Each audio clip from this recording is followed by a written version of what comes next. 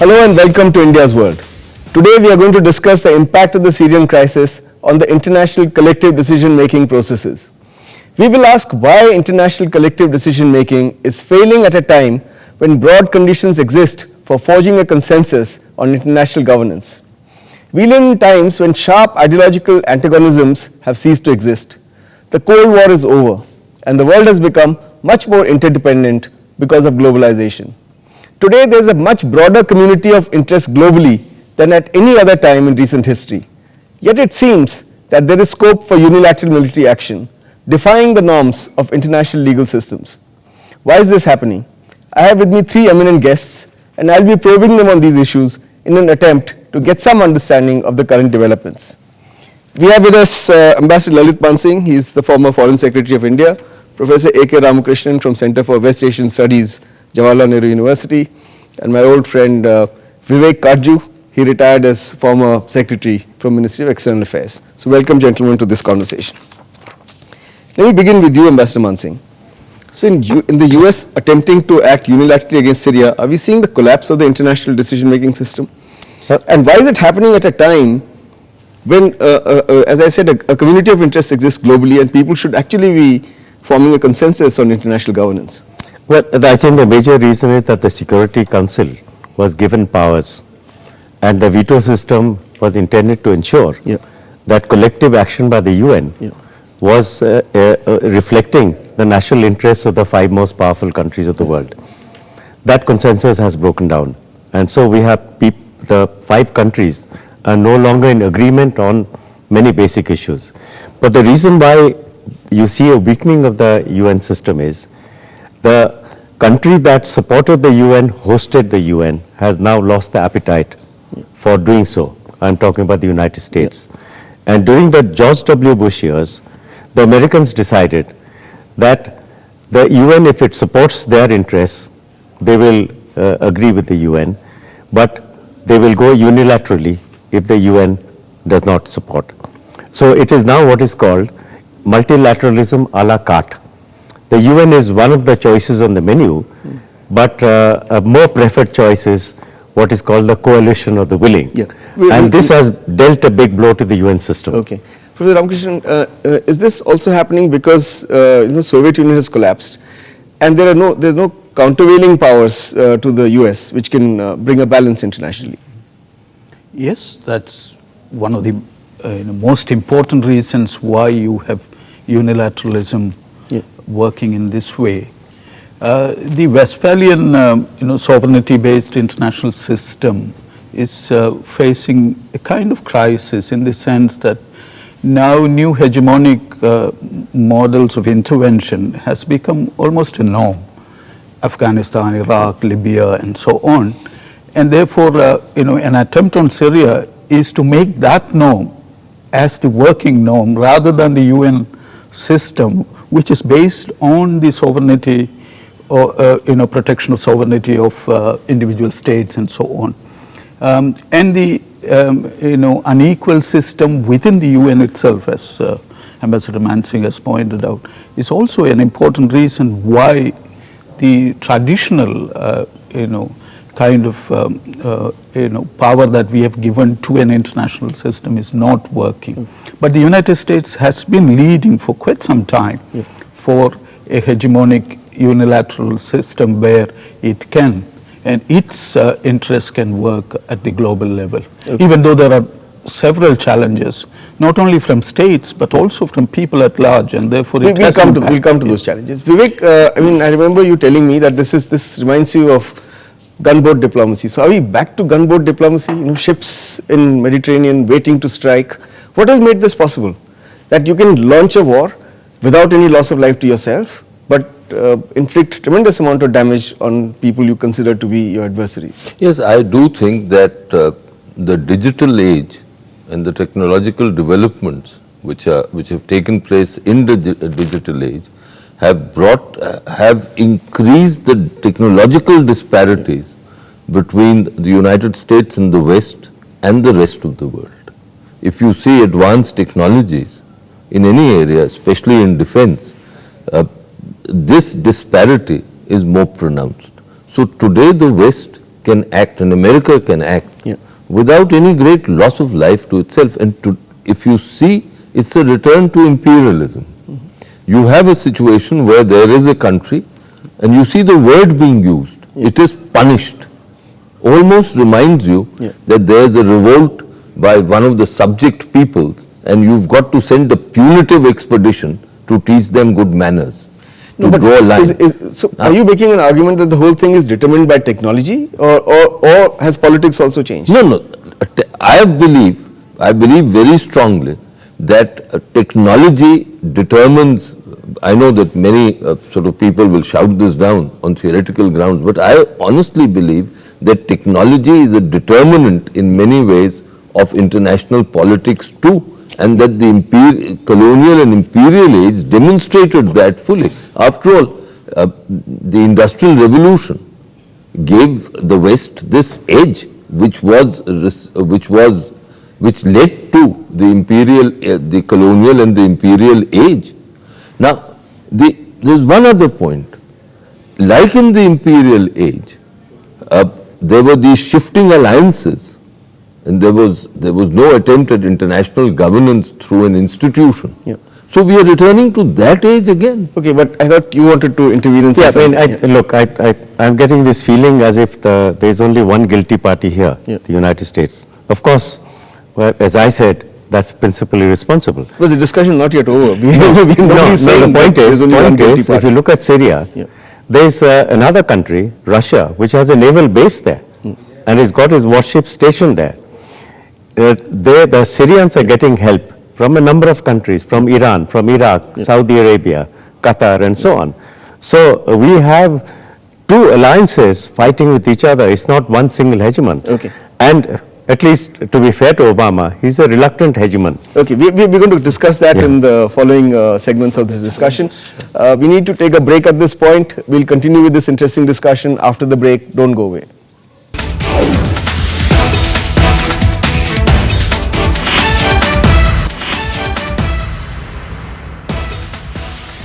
Welcome back. We're discussing the Syrian crisis and whether this crisis is leading to an erosion in the collective decision-making processes internationally.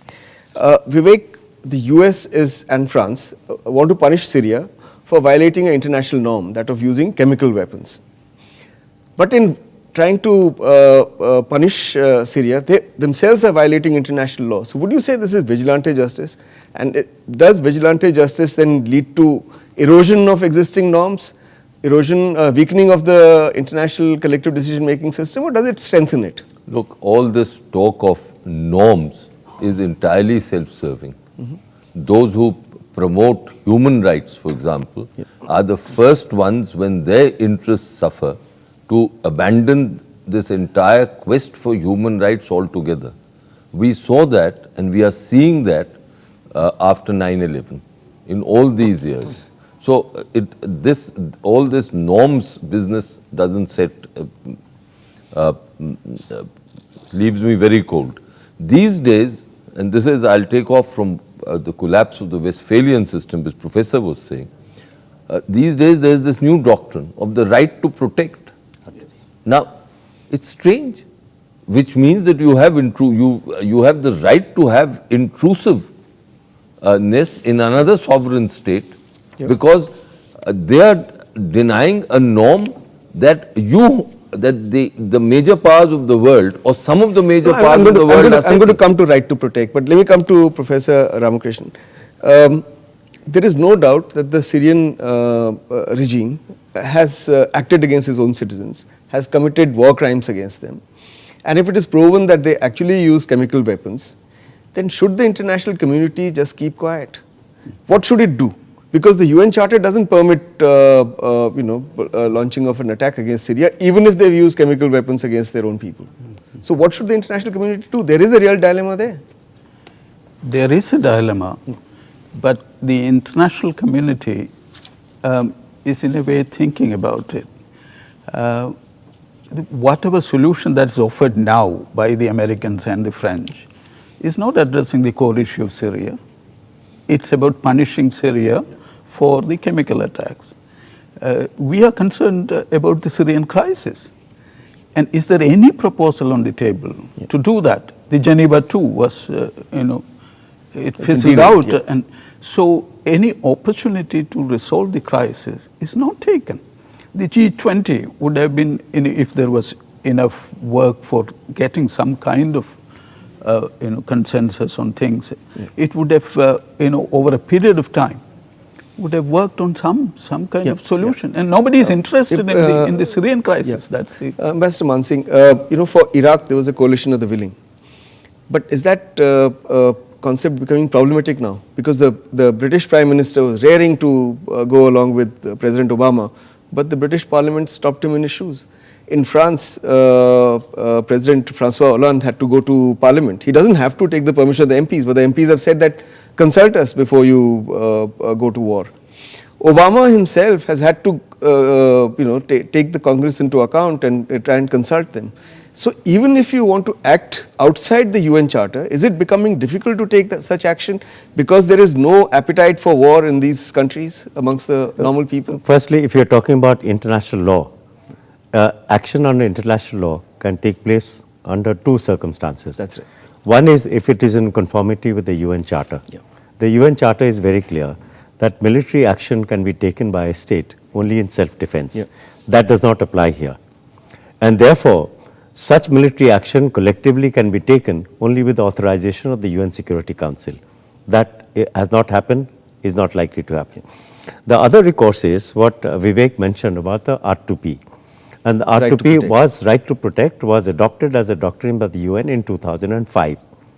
But if you look closely at the doctrine, and there's an article written by one of the people who drafted that doctrine, is Professor Ramesh Thakur. Yeah. He said the R2P is based on 4 crimes.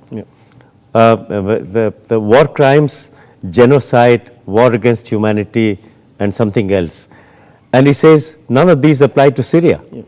And it is not a case of war crimes, because if action has been taken by against Syrian citizens by the Syrian government, that does not constitute war crimes. So any number of parliaments can pass any number of resolutions. That does not give them authority under international law to take action against another sovereign state. But I'm saying that, in fact, parliaments are acting as a brake on the political leadership yes, in going to war. that is for very practical reasons. The American Congress may perhaps give authorization, but we saw in the Senate Foreign Relations Committee, it was 7-3 or something. So there is a division even amongst them. And national parliaments are saying, is it worthwhile for us to go into it? After all, the Americans have suffered the most from international interventions. They're not happy about going in for another one. Okay, quick answer from you, Vivek. Do you think Russia and China have opposed this action in Syria because they've learned from their mistakes in voting along with America on Libya, where they were actually, Security Council authorized use of force for limited purpose of establishing no-fly zones. But NATO forces actually went and bombed infrastructure there, command structures there. So they've learned from Libya that you give an inch, they take a mile. I think that is partly so. The Libyan experience has also what is happening in the wake of all this great hope of the Arab Spring has also left the entire world, not only Russia and China, very cold. There is great diffidence now, and that's impacting too on attitudes both, say in Britain and France as elsewhere. So today there is a qualitatively different situation. But there is one point that I want to say. You talked of war crimes. Now, the United States Army men have been guilty of crimes and horrible crimes in Afghanistan as well as in Iraq. And have they been put to international justice? Okay. So we need to take a break at this point. We'll continue with this interesting discussion after the break. Don't go away.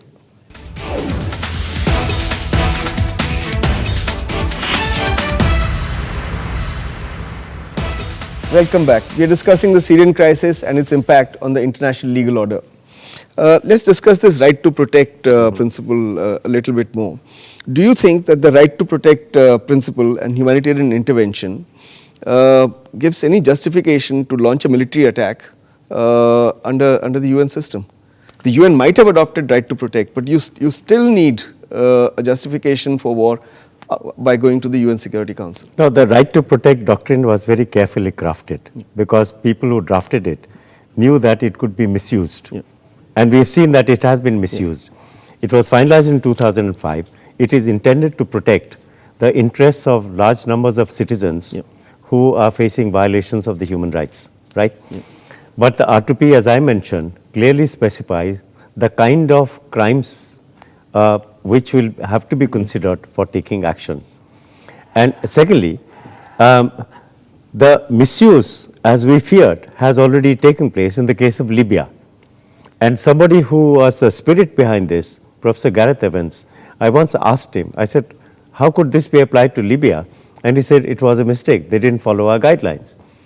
And the second time, if they do it in Syria, I think the right to protect will be a dead doctrine, because then it is just serving the interests of the powerful countries.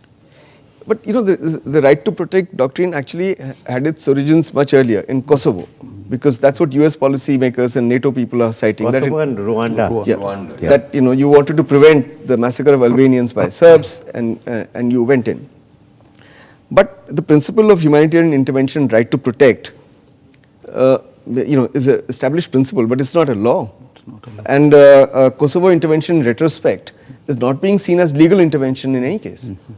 Right. Is that correct? Right. Yeah.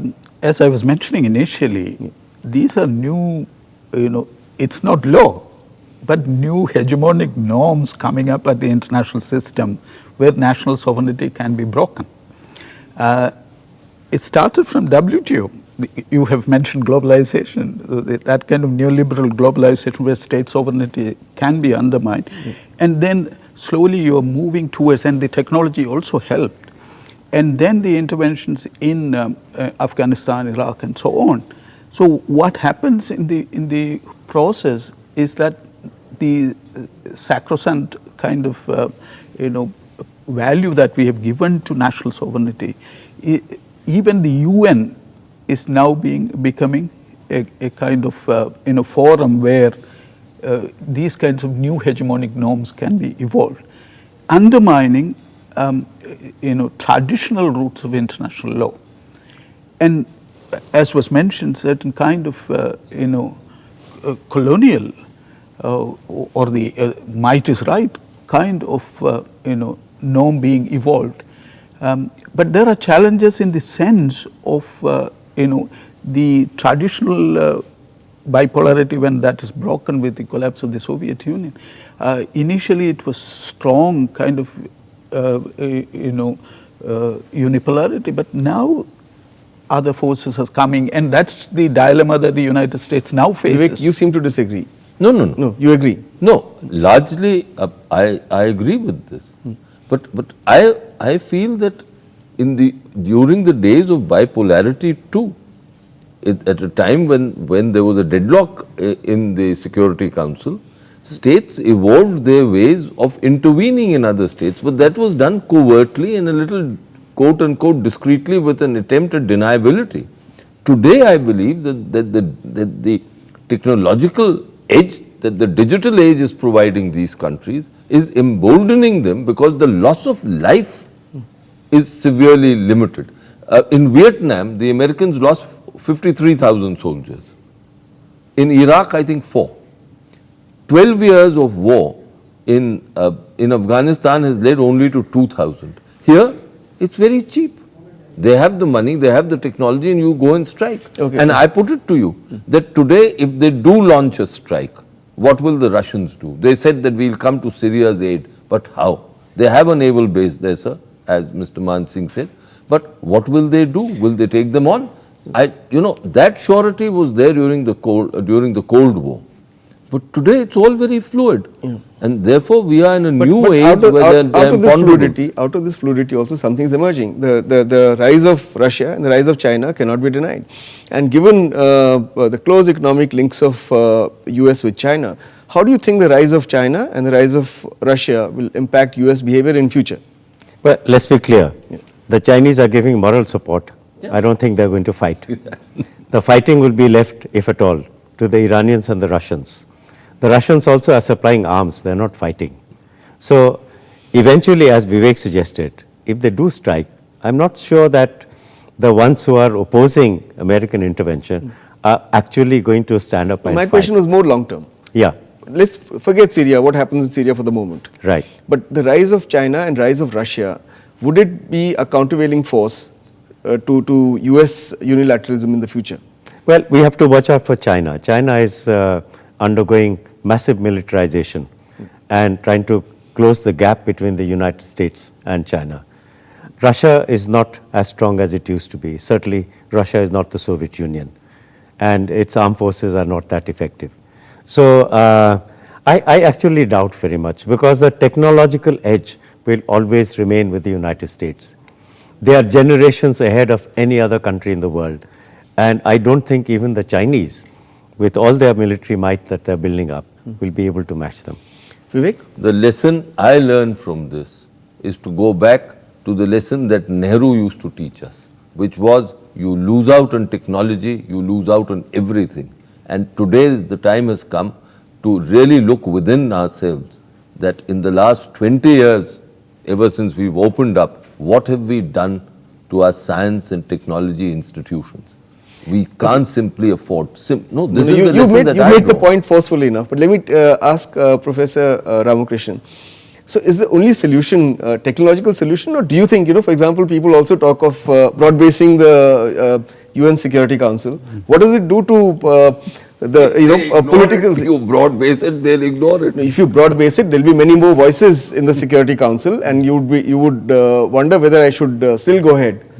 I mean, surely what has held back Obama is the fact that there is no coalition of the willing that is going with him. Absolutely. So the isolation of the Americans in this case is a clear indication that their unilateralism cannot work in the traditional manner as they thought it to be, even with all the technological edge. The important thing is that people have learned lessons. If the people in Britain or elsewhere are opposing it, and also for an international system to emerge, new power centers to emerge, that's a long-term process. Okay. It's too early to put those kinds of. So if you change the structure of the UN with Security Council reforms, etc., that's altogether a different ball game. Okay. Then it's not the conventional UN. All right. So last word to you, and please be brief because we are running out of time. So under these circumstances, what impact does Prime Minister Manmohan Singh's statement have on Syria? We can go on saying whatever we want to say. It means nothing. It can please us morally that we've taken a moral position. The point is right in the sense. Yeah. You can be right and we can still not be able to prevent war. We don't have strategic interests in Syria. Yeah. So I don't think we should be taking up an activist role and say we will do this or do that. So the right thing is to say, if a resolution is passed by the UN, which is unlikely as we know, then we will have to go by the course of action suggested by the UN. But the wider issue that you started with, should the UN system be strengthened? I think the answer is yes. But it cannot be strengthened as long as the most powerful country in the world, United States, doesn't come back and support it. Yeah. So even though the Americans say we should be in the UN as permanent members, they are not doing anything to strengthen the UN. All right, we've run out of time. Thank you very much for sharing your views on this interesting issue with our viewers. That's all we have for you today. We'll be back again next week with another interesting issue. Till then, goodbye.